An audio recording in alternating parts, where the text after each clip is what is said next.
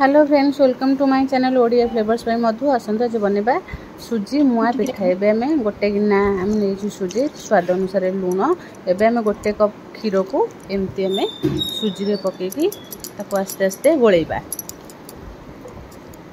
देखंतु हमर एबे टिके सुजीटा काठुआ लगुचे। एबे तादरे क्षीर देकी आम टिके पतला बैटर प्रस्तुत करबे।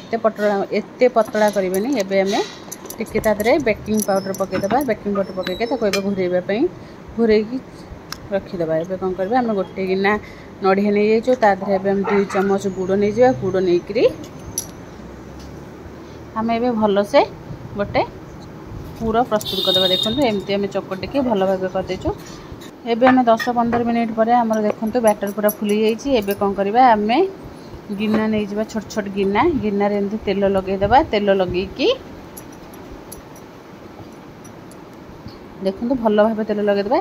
एमती आम गोटे स्पून देदेबा। तापर आम देदेबा नडिया पुर देकी तापर आम देदेबा आउ थरे हमर बैटर।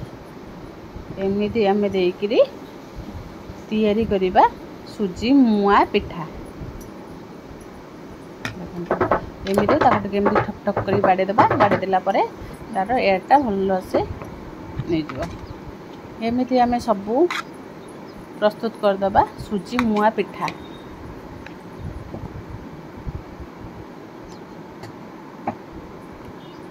एटा खाली पानी रे स्ट्रीम हबो। एमते में एबे कोन करबा ताको हमें किशमिश रे एमती टिके गार्निशिंग करदबा।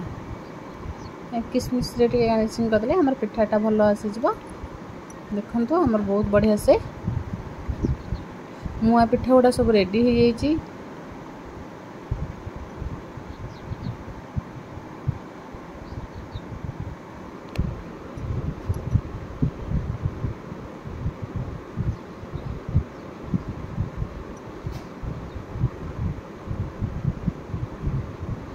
एमती भाबे आम सबू मुआ पिठा को सजेकी रखिदेबा। एबे कोन करबा ता मझिरे गोटे गोटे चेरी देदेबा। चेरी देदेले हमर पिठाटा कलर बहुत भल देखा जिवो।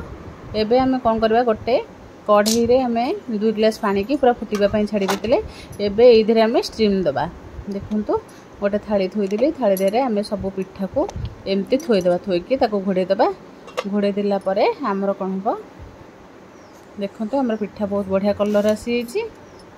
एबे हमें ताको गोटे कंटा स्पून रे देखिबा हमर पिठा सिझिछि कि नै। देखंतु पिठा बहुत भलो भाबे सिझि जाइछि। एबे कोन करबा आको काढी के ठंडा हबा पई छाडी देबा। ए पिठाटे देखिबे बहुत बढ़िया से हमर पिठा ठंडा हेला परे बाहरी आसीबो। देखंतु गिन्ना रे बिल्कुल भी लागोनी। आराम से पिठा बाहरी आसुछि। देखंतु बहुत पूरा स्पंजी हेछि। एबे आको काटी के देखिबा हमर पिठा केमती हेछि। देखंतु हमर पिठा बढ़िया से पूरा रेडी हो जाइछि। निश्चय थोड़े याको घरे ट्राई करिवे। बढ़िया टेस्टी पिठा सुजी मुआ पिठा एबे हमर रेडी।